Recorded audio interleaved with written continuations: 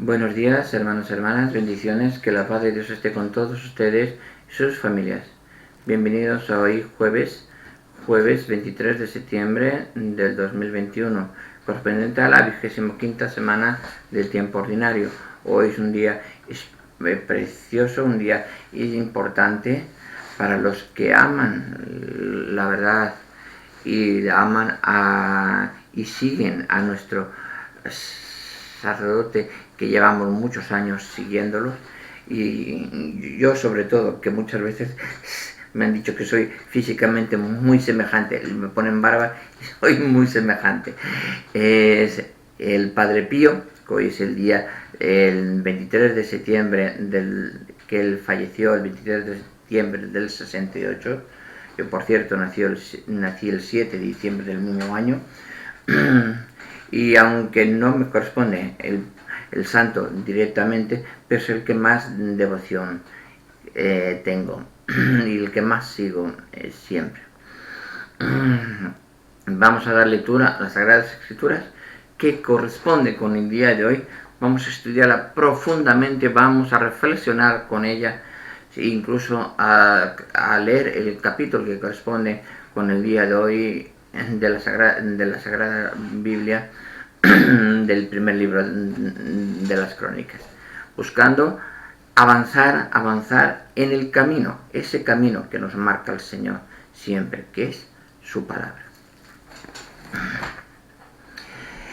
Primera lectura, comienzo de la profecía de Ageo, capítulo 1, versículos del 1 al 8. El año segundo del rey Darío, el mes sexto, el día primero, vino la palabra del Señor por medio del profeta Ageo a Zorobabel, hijo de Salatiel, gobernador de Judea, y a Josué, hijo de Josadac, sumo sacerdote. Así dice el Señor de los ejércitos: este pueblo anda diciendo, todavía no es tiempo de reconstruir el templo. La palabra del Señor vino por medio del profeta Ageo, de modo que es tiempo de vivir en casas revestidas de madera mientras el templo está en ruinas. Pues ahora dice el Señor de los ejércitos: meditad vuestra situación.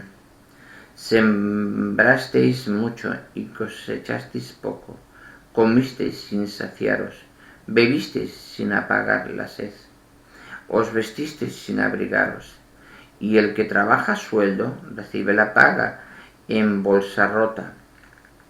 Así dice el Señor: meditad vuestra situación, subid al monte y traed maderos, construir el templo para que pueda complacerme y mostrar mi gloria, dice el Señor.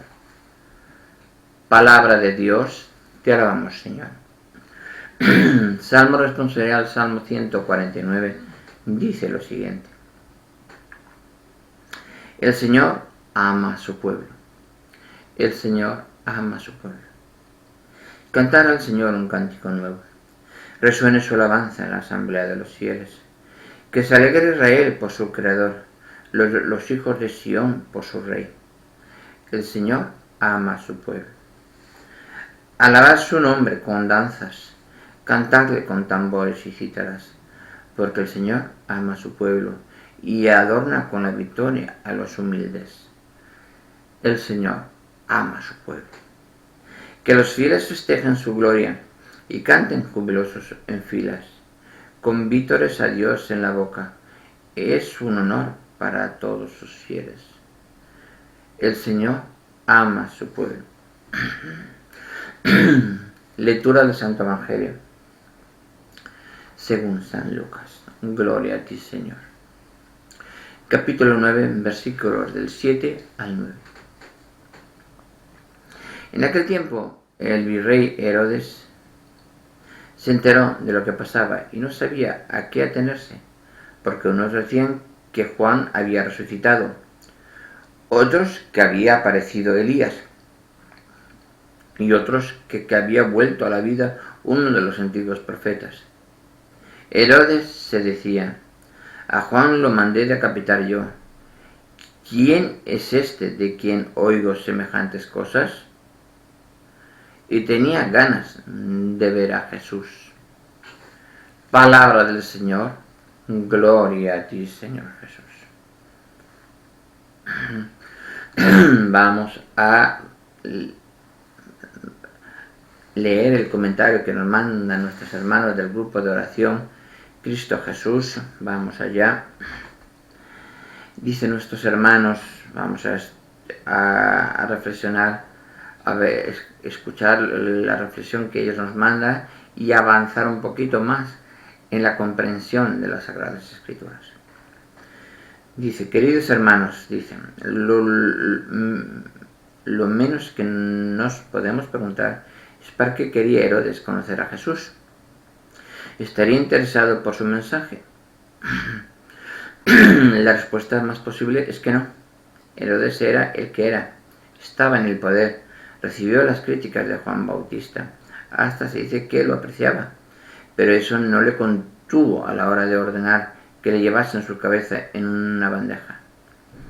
Todo por el que dirán, porque en el momento de juerga, de banquete, quizás de demasiado alcohol, había prometido a su bailarina preferida que daría cualquier cosa que le pidiera. Era el rey. Tenía el poder, pero no era prudente, ni siquiera verdaderamente fuerte. No se atrevió a reconocer su error y a desdedirse de aquella barbaridad. Prefirió matar al profeta. Vamos a quedarnos ahí un momentito. Efectivamente, esto, lo que nos dicen nuestros hermanos muy claramente, lo que nos dice el Señor en las Escrituras, no podemos hacer caso al hombre y hacer caso a Dios. O hacemos caso al hombre o hacemos caso a Dios. Si escuchamos a Dios y hacemos caso y cumplimos la palabra de Dios, no escuchamos al hombre. Porque el rey Herodes escuchó la palabra de esa mujer, esa bailarina. Pero él sabía porque habían hablado muchas veces y lo había detenido muchas veces a Juan Bautista, Herodes. Pero supo en todo momento que él era que Juan Bautista siempre supo desde el principio que era un profeta, que era una palabra, que era una persona mandada por el mismo Dios. Pero él hizo caso omiso a Dios y escuchó a la bailarina, escuchó al hombre. Escuchando al hombre incumples la palabra de Dios. Escúchenlo bien, que es importante. Cuando nos dice que no podemos preguntar a qué se refiere Herodes conocer a Jesús, claro que, porque para mí quería conocerlo, porque quería pedir perdón. Para mí quería pedir perdón. Aunque con Herodes pasó lo que pasó con los niños que intentó matar a Jesús cuando San José y nuestra Madre Santísima escaparon a Egipto con nuestro Señor, escaparon a Egipto, escapando, y de aquellos mataron a un montón de niños, que es el Día de los Santos Inocentes, a esos niños que fallecieron porque eran los primogénitos, porque quería matar porque él veía su cargo en peligro, porque él no entendía lo que es la palabra Rey de Reyes. Todos, incluso los gobernantes, todos, incluso los reyes en la tierra, tienen que arrodillarse ante el Señor. Todos. Y el que diga que no, miente. todos debemos arrodillarnos ante Dios y delante de su Hijo nuestro Señor, que el Señor Dios Padre le dio el poder y la gloria trasladada a su Hijo para cumplir sus mandatos en la tierra. Y en todo el universo, y aún así no lo comprende. Es importante que ustedes comprendan esto. Sigue diciendo aquí nuestros hermanos, quizá también era que ni se le apreciaba mucho ni atendía sus palabras para nada, no era más que un objeto curioso de su corte, y una vez que lo perdió de aquella manera tan tonta, pensó que necesitaba otro profeta, otro juguete, otro milagrero. Si en verdad era el profeta, como él pensaba que era un profeta, Jesús no era hijo de Dios, que decía que no era hijo de Dios, que era profeta, él buscaría un profeta, lógicamente, para pedir perdón, para poder comunicarse con Dios. ¿Por qué no? Buscamos el arrepentimiento. ¿Por qué no esa persona tiene que buscar arrepentimiento? ¿Por qué debemos pensar, juzgar a esa persona? Porque nosotros no estamos para juzgar.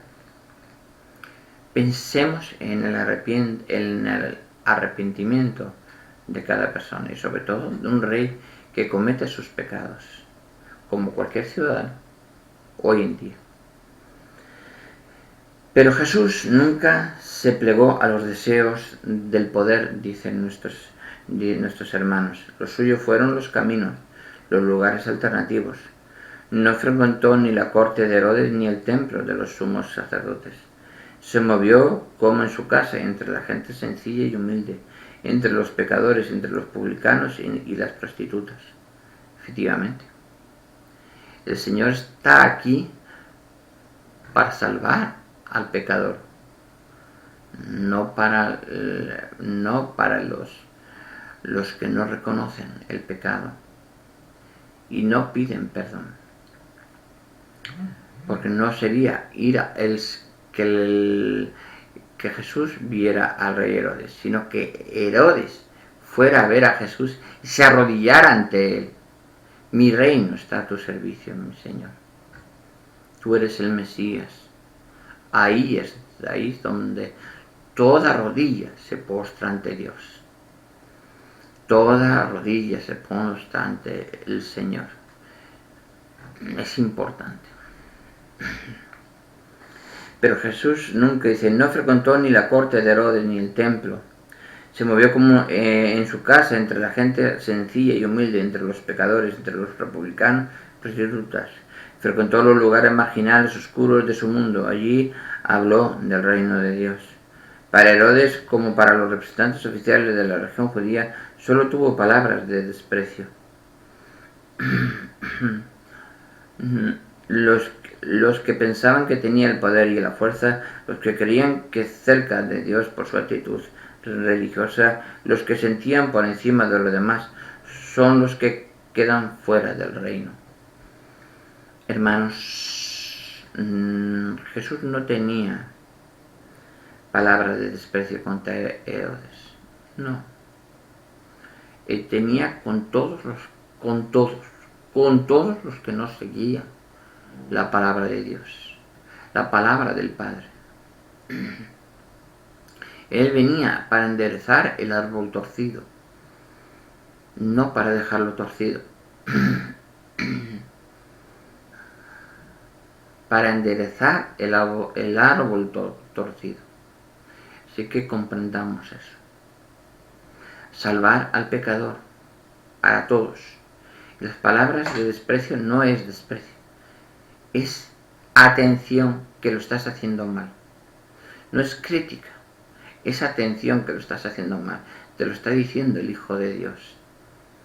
Efectivamente, esa es la misión que estaba indicando nuestro Señor Jesucristo a Herodes, y no solo a Herodes, a los fariseos, a los levitas, a los sacerdotes, a todos que no cumplían la palabra de Dios. Hacían una cosa y obraban otra. Muchos hoy en día, sacerdotes, obispos, cardenales, hacen lo mismo. Dicen una cosa de palabra y después hacen otra parte. El feligrés, la oveja, no va a criticar a su pastor.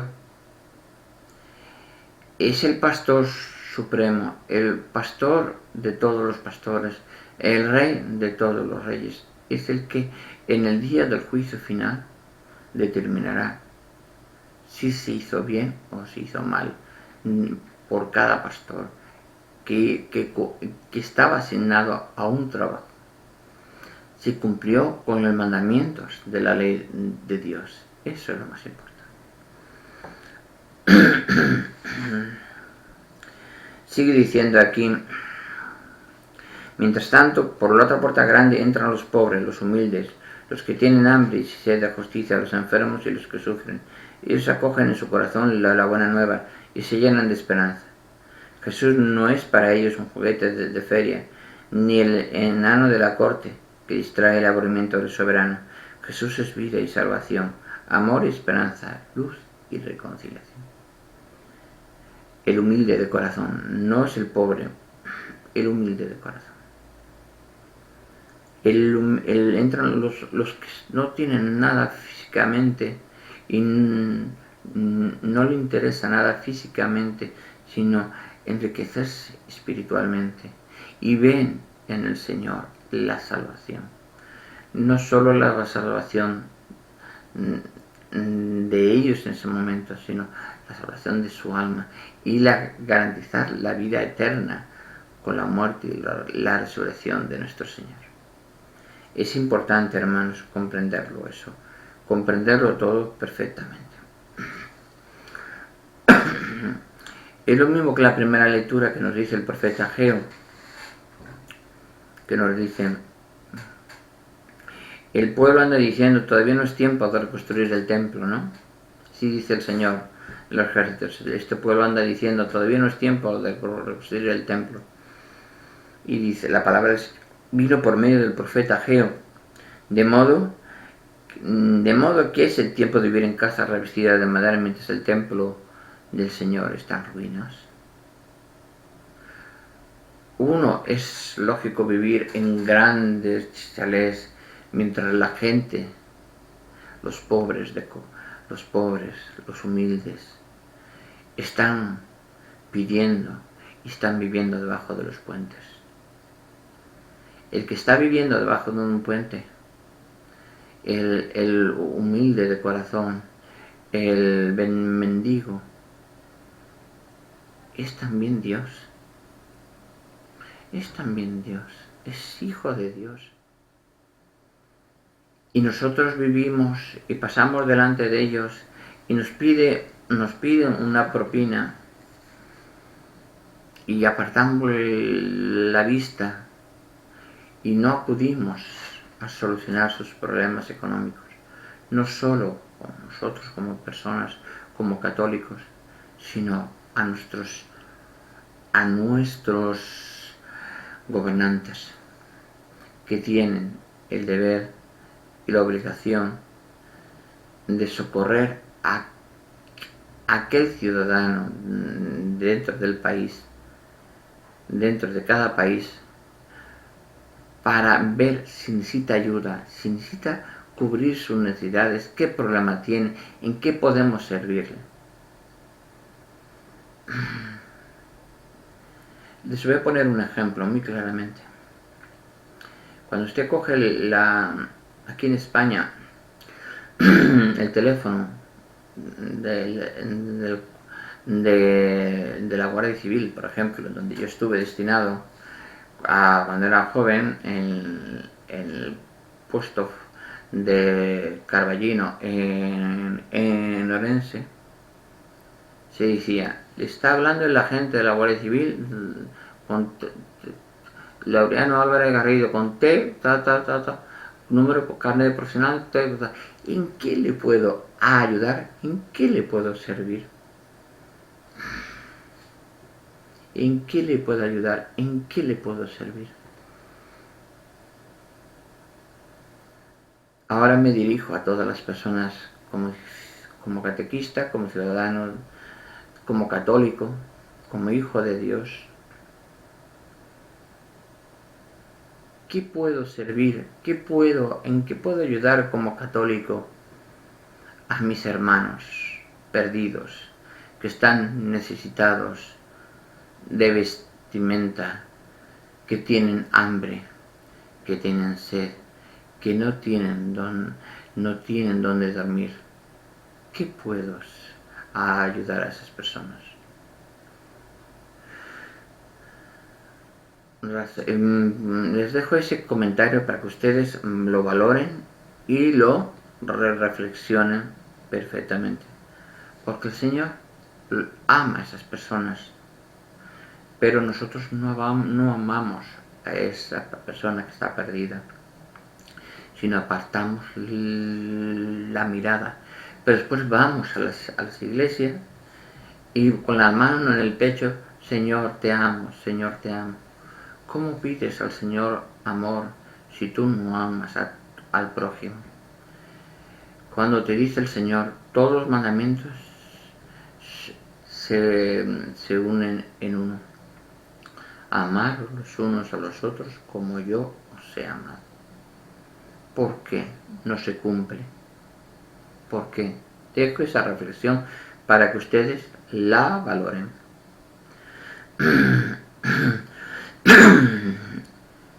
En la lectura del Santo Evangelio según San Lucas dice: en aquel tiempo el rey Herodes se enteró de lo que pasaba y no sabía atenerse, porque decían que unos decían que Juan había resucitado, otros que había sido Elías, otros que era uno de los antiguos profetas. Y Herodes decía: a Juan lo mandé decapitar yo. ¿Quién es este de quien oigo semejantes cosas? Sabía que no era Juan. Pero él escuchaba, sabía que era un profeta. Entonces, él tenía más miedo al profeta porque podía venirle en todo momento y decirle, si fuera un profeta, venirle como le fuera un montón de profetas y decirle, has pecado contra Dios, contra Dios, y entonces así que perdónate, pide perdón por los pecados, porque has pecado contra Dios, y entonces vives en pecado. ¿No era más miedo eso que dicen nuestros hermanos? Yo creo que sí. El miedo. Hay que temer siempre al Señor, porque hay que pensar, dice, yo temo al Señor porque para mí sigo aún no siendo digno del que el Señor se acerque a mí, porque me reconozco pecador, busco la perfección, sí, busco con el amor de que Dios me da a todos, sí, pero ahora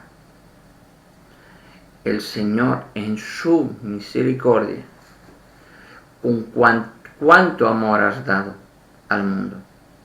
Si has dado mucho amor al mundo, mucho amor recibes de Dios. Exactamente. Piénsenlo ustedes, valoren ustedes en ese sentido. Bueno, vamos a dar lectura al capítulo 23 del primer libro de las Crónicas.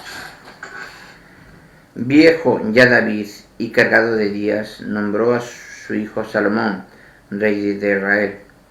Reunió a todos los jefes de Israel, a los sacerdotes y a los levitas. Se hizo el censo de los levitas mayores de 30 años, contados uno a uno. Resultaron 38.000. De estos destinos, 24.000 para dirigir los trabajos del templo del Señor. 6.000 eran escribas y jueces, 4.000 porteros, y los otros 4.000 alababan al Señor con los instrumentos que para este fin había hecho David. David los dividió en clases según los 3 hijos de Levi: Gersón, Kehat y Merari. Gersonitas, Ladán y Simei, hijos de Ladán, Jimei el primero, Zetán y Joel, 3 en total. Hijos de Simei, Selomín, Jaziel y Harán, 3 en total. Estos son los jefes de las familias de Ladán. Hijos de Simel, Hadán, Zirá, Jesús,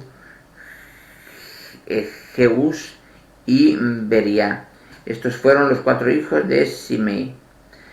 Harán era el primero, Ziza el segundo, luego Jeús y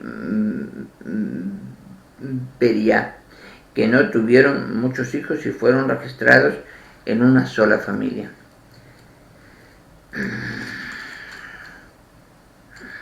Estos eran los descendientes de Levi por las familias, y estos los cabezas de familia, registrados en el centro nominal uno por uno. Estaban destinados al servicio de la casa del Señor desde los 20 años. David había dicho: ya que el Señor Dios de Israel ha otorgado paz a su pueblo y ha fijado para siempre su morada en Jerusalén, tampoco los levitas tendrán que transportar más la morada y los objetos destinados a su servicio. De hecho, según las últimas disposiciones de David, los levitas inscritos en el censo eran solo mayores de 20 años. Su obligación era estar a las órdenes de los hijos de Aarón en el servicio del templo del Señor, en lo referente a los atrios, las cámaras, limpieza de las cosas santas y de los demás oficios del templo del Señor. Estaban encargados también de los panes, de la proposición de la flor de harina para las ofrendas, de las tortas de pan sin levadura, de las tortas fritas y cocidas, y de las medidas de capacidad y longitud.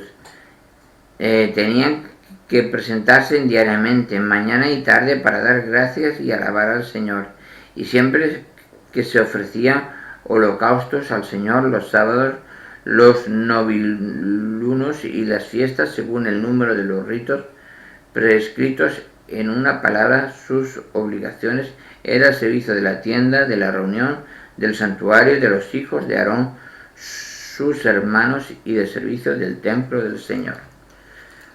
Palabra de Dios, te alabamos, Señor. ¿Qué aprendemos con el capítulo 23 del primer libro de las Crónicas? Un ejemplo más o menos de lo que hoy es la Iglesia. Los cardenales y los levitas eran los que atendían al templo. Y los acólitos, los que son acólitos hoy en día, los que les acaban de limpiar, fregaban, limpiaban el mantenimiento de los objetos religiosos que ya estaban consagrados, todo lo que está consagrado al Señor, el mantenimiento y custodia y limpieza de todos esos objetos. Eso es lo que, al no tener que transportar más la tienda del Señor, todo se hacía ya desde el propio templo. Entonces ya no tenían que transportar. El Señor ya iba a vivir en nuestro Dios, ya iba a vivir en Jerusalén. Entonces ahí se hacía todo directamente desde el templo. Y eso es lo que aprendemos, más o menos lo que trasladamos hoy en día. Es la antigua alianza, y con la venida del Señor Dios hecho hombre, Dios con nosotros, Emmanuel, Dios con nosotros, se firma la nueva alianza, que es nuestra Madre Santísima. La nueva alianza, que es el arca de la alianza, que es nuestra Madre Santísima, que es el primer sagrario vivo de la presencia de Dios viviente en el mundo. Desde el primer latido del corazón del Dios encarnecido, que es en carne, automáticamente ya el hijo de Juan el Bautista, ya en el vientre de su madre, llenó a su madre llena del Espíritu Santo, y supo que en todo momento que la Virgen María, que aquí como la madre de mi Señor, viene a visitar. Es importante, señores, hermanos, hermanas, que valoremos lo que nos quiere decir el Señor inmediatamente. Los que nos ama, lo que nos sufre, ha sufrido por todos nosotros y nos sigue siempre en todo lugar a donde vamos. Porque el Señor no nos deja solos.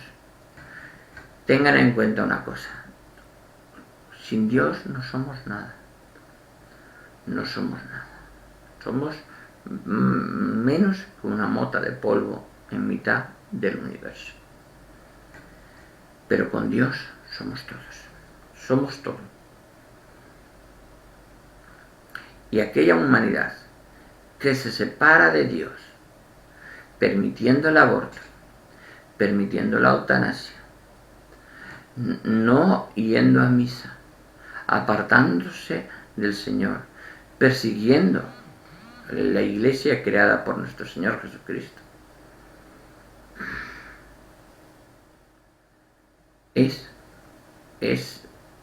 está condenando él mismo, está condenando, esa humanidad se está condenando completamente. Así que, hermanos, les dejo esas reflexiones para que lo piensen, lo valoren, lo mediten. Hoy en día tenemos que seguir el camino, que habrá altos y bajos, sí, pero el camino es uno, es único, y es el que nos marca nuestro Señor Jesucristo, porque Él es el camino, la verdad y la vida. Buenas noches, hermanos, hermanas, bendiciones, que la paz de Dios esté con todos ustedes y sus familias. Nos vemos en el siguiente vídeo. Bendiciones.